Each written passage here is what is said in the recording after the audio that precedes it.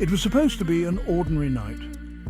Emma sat alone in her apartment, the faint hum of the city life outside her window while she sipped on her tea, trying to unwind from a long day. The news had briefly mentioned minor seismic activity earlier, but earthquakes weren't uncommon in the area. She didn't think twice about it.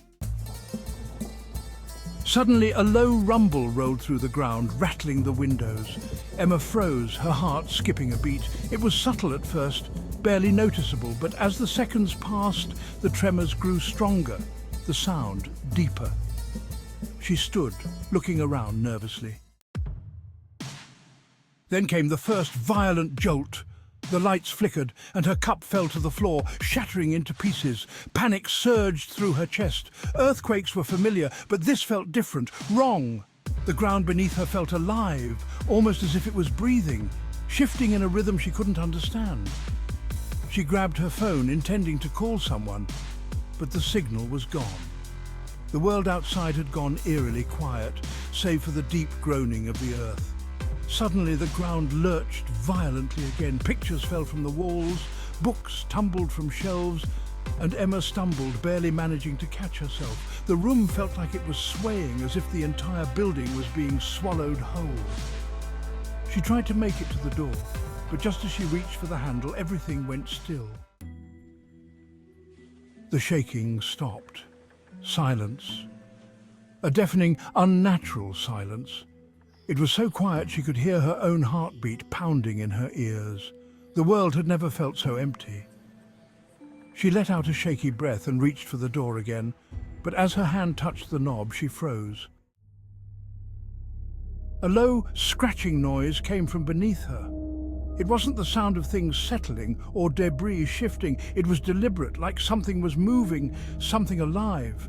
The scratching became louder, now accompanied by a faint, distant whisper. Emma pressed her ear to the floor, trying to pinpoint the noise. The voice grew clearer. "Help me! Let me out! Her blood turned to ice. She scrambled backward, her mind racing. There was no one down there. There couldn't be. The apartment building didn't have a basement, just solid ground beneath it. But the voice continued, rising in desperation, accompanied by that relentless scratching. "Please! It's so dark!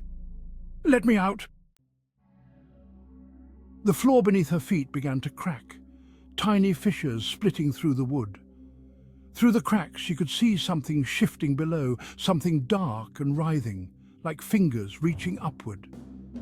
Emma backed away in horror, her breath coming in ragged gasps. The voice was no longer a whisper. It was loud, desperate, and filled with rage. The cracks in the floor widened, revealing a dark, bottomless void beneath her apartment, as if the earth itself was splitting open. Shadows swirled within it, shapes that should not have existed in the world above. Suddenly a hand shot up from the darkness, skeletal, covered in dirt and clawing wildly at the air. Emma screamed, turning to run, but the door wouldn't budge. She pounded on it, her heart racing, as more hands emerged from the widening cracks, pulling themselves up from the abyss.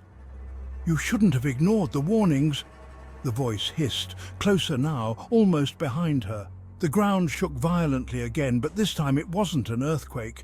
It was something far worse, something ancient and angry, finally free after centuries beneath the earth. Emma turned around, her back pressed against the door as dozens of pale, twisted figures crawled from the darkness below, their hollow eyes locked on her. Before she could scream again, the ground gave way entirely, swallowing her whole into the endless black beneath her feet.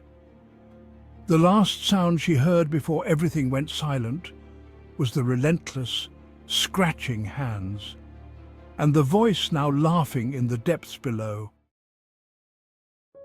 The next morning, the earthquake was reported as a minor tremor, just a small, unremarkable shift beneath the surface. There was no mention of missing people, no mention of the strange, yawning chasm in Emma's apartment. Only a faint whisper remained, trapped beneath the earth, waiting for the next person to hear it.